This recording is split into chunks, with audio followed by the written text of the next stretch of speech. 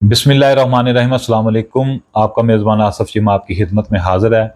इससे कबल के मैं गुज़िश्ता रोज़ chief justice of supreme court justice Yahya Afridi की ज़ेर सरपरस्ती होने वाले फुल कोर्ट इजलास के बारे में गुफ्तगू करूँ और आपको बताऊँ कि कौन सी अहम डेवलपमेंट जो हैं इस इजलास के अंदर हुई हैं। तो मैं एक खबर आपके साथ शेयर करूँगा तो आपको बड़ी चीज़ें जो हैं समझने में आसानी पैदा हो जाएगी कि जो पाकिस्तानी अदलिया है वो इस वक्त किस मिशन के ऊपर गामज़न है और जो पाकिस्तानी अदलिया इस वक्त फैसले कर रही है तो मुस्तकबिल करीब के अंदर जो पाकिस्तान के सियासी समाजी व दीगर जो शोबाजात हैं उनके ऊपर क्या असरात मुरतब करेंगे। तो खबर यह है कि गुज़िश्ता रोज़ ही बलोचिस्तान हाई कोर्ट के अंदर 26वीं आईनी तरमीम को चैलेंज कर दिया गया है। जी, 26वीं आईनी तरमीम जिसकी आड़ में हुकूमत ने एक आईनी अदालत के क़याम का ख्वाब देखा था,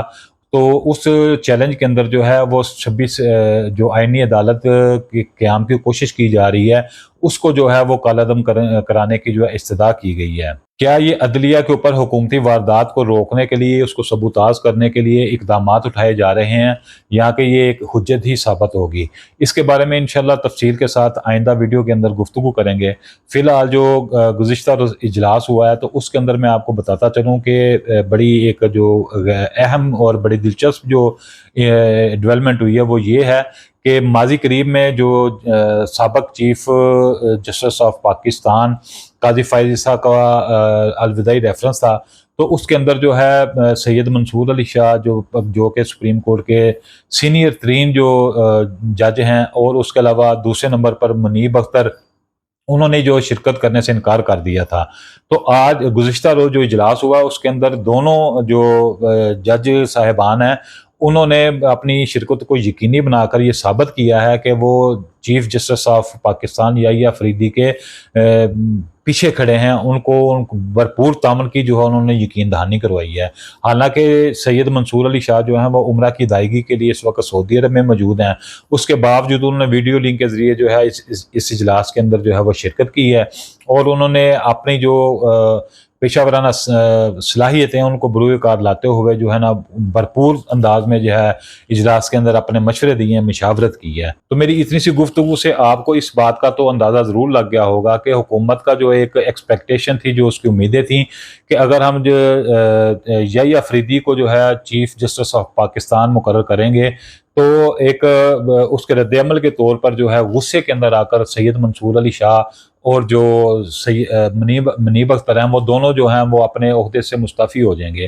तो ऐसा ना करके सैयद मंसूर अली शाह और मुनीब अख्तर ने अपने इस्तीफ़े ना देकर जो है हुकूमत की एक्सपेक्टेशन और उसकी उम्मीदों पर पानी फेर दिया है।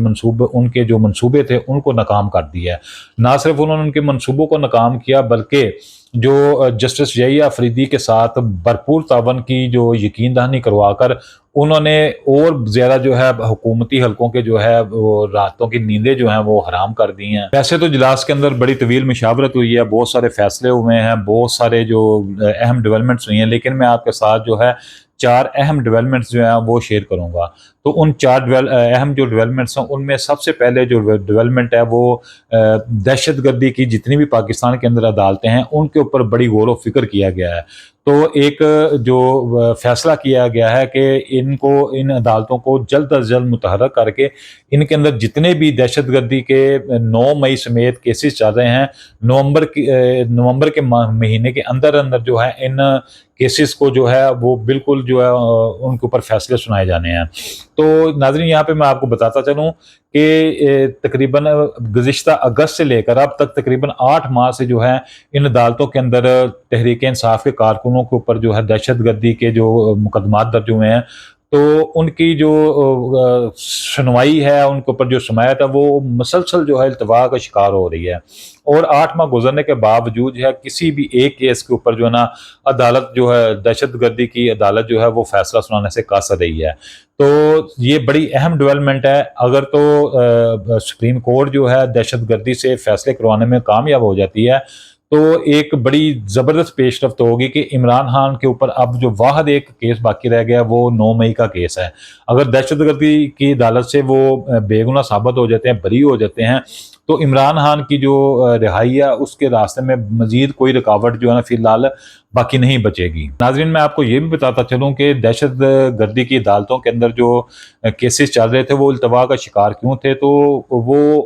26ویں جو آئینی ترمیم ہے اس کا انتظار کیا جا رہا تھا۔ تو 26ویں آئینی ترمیم کے اندر جو ہے حکومت نے ایک شک یہ بھی رکھی تھی کہ ملٹری کورٹس کا قیام جو ہے وہ کیا جائے گا۔ تو چونکہ مولانا فضل الرحمان اور تحریک انصاف نے جو ہے مذمت کر کے جو وہ آئینی ترامیم کے اندر جو آرٹیشن کروائی اور کچھ چیزیں جو ہیں وہ ان کو ریموو کروایا، تو ان میں سے ایک یہ ملٹری کورٹس کا قیام تھا۔ تو چونکہ اب ملٹری کورٹس کا قیام جو ہے وہ بھی التوا کا شکار ہو گیا، تو مجھے ایسا لگ رہا ہے کہ سپریم کورٹ جو ہے وہ دہشت گردی کی عدالتوں کے اوپر جو ہے چیک اینڈ بیلنس رکھ کر اور اس کو اپنی نگرانی کے اندر جو ہے فیصلے کروا کر وہ جو حکومت کا ایک منصوبہ تھا کہ وہ ملٹری کورٹس کا قیام جو ہے وہ کر لیں گے، تو میرے خیال میں اب جو ہے وہ ان کے لیے ایک ناممکن ہو جائے گا، بلکہ ایک وہ ان کا خواب، ایک اور خواب جو ہے اس کے اوپر جو ہے وہ پانی پھر جائے گا۔ ناظرین یہاں پر میری دوسری جو میں آپ کے ساتھ ڈیولپمنٹ شیئر کرنے جا رہا ہوں، اس کو غور سے سنیے گا کہ جو عدلیہ کے اندر مداخلت کا ایک رواج چل چکا ہے، جس کا جیسا کہ آپ کو پتہ ہے کہ ہائی کورٹ کے ججز نے جو ہے سابق چیف جسٹس آف پاکستان قاضی فائز عیسیٰ کو خط میں بتایا تھا کہ ہم سے جو ہے من مرضی کے فیصلے کروانے کے لیے ہمارے اوپر دباؤ جو ہے وہ ڈالا جا رہا ہے۔ تو کل کے اجلاس کے اندر جو ہے یہ بات بھی طے کی گئی ہے کہ اس عدلیہ کے اندر جو مداخلت کو روکنے کے لیے توہین عدالت کا جو قانون ہے اس کو جو ہے وہ بھرپور طریقے سے جو ہے بلکہ بھرپور طاقت کے ساتھ استعمال کیا جائے۔ جو نہیں یہ فیصلہ ہوا تو اس کی پہلی جو ہے نتیجہ آپ کو موصول ہو گیا کہ جو اسپیکر قومی اسمبلی ہیں ایاز صادق، انہوں نے فوری طور پر جو ہے نا وہ جو الیکشن کمیشن کو کہا تھا کہ ہم سپریم کورٹ کے فیصلے کو نہیں مانتے، جو ہم نے آپ کو ہدایات جاری کی ہیں آپ اس کے مطابق فیصلہ کر کے جو وہ مخصوص نشستیں ہیں وہ جو برسر اقتدار سیاسی جماعتیں ہیں ان کے اندر تقسیم کریں۔ تو اسپیکر قومی اسمبلی ایاز صادق نے جو ہے فوری طور پر معافی مانگ لی اور انہوں نے جو ہے نا وہ کوئی منطق بھی استعمال کی اور انہوں نے اپنا اس کے اوپر ایک تفصیلی بیان بھی جاری کیا۔ تو یہ بھی ایک بڑی اہم ڈیولپمنٹ ہوئی ہے کہ سپریم کورٹ جو ہے وہ انہوں نے ٹھان لی ہے کہ آج کے بعد جو ہے عدلیہ کے اندر مداخلت کے سارے راستے جو ہیں وہ بند کر دیے جائیں گے۔ تیسری جو اہم ڈیولپمنٹ ہوئی ہے وہ جسٹس یحییٰ فریدی نے سینیارٹی لسٹ جاری کر دی ہے۔ سینیارٹی لسٹ ذرا غور سے سنیے گا کیا چیز ہے، کیا بلا ہے۔ تو وہ سینیارٹی لسٹ کے مطابق سپریم کورٹ کے اندر چیف جسٹس کے بعد سینئر ترین جو جج ہوں گے وہ منصور علی شاہ ہوں گے اور دوسرے نمبر پر منیب اختر ہوں گے۔ تو یہ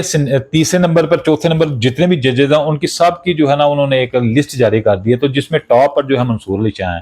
تو جسٹس یحییٰ فریدی نے نہ صرف وہ سینیارٹی لسٹ جاری کی ہے بلکہ جو سپریم کورٹ کی ویب سائٹ ہے اس کے اوپر بھی انہوں نے اس سینیارٹی لسٹ کو جو ہے وہ پبلش کر دیا ہے۔ یہ بڑی انٹرسٹنگ ڈیولپمنٹ ہے اور حکومت کے ایک اور جو انہوں نے خواب دیکھا تھا وہ جو ہے نا وہ بھی چکنا چور ہو گیا۔ تو اب آپ کو میں بتاتا چلوں کہ فرض حکومت 27ویں آئینی ترمیم کے ذریعے آئینی عدالت کو جو ہے وہ اس کا قیام جو ہے یقینی کر بھی لیتے ہیں، تو جو سینیارٹی لسٹ یحییٰ فریدی نے جاری کی ہے تو جسٹس منصور علی شاہ اس آئینی عدالت کے آٹومیٹکلی جو ہے وہ چیف جسٹس جو ہے وہ تعینات ہو جائیں گے۔ تو یوں جو ہے وہ آئینی عدالت کا ایک خواب جو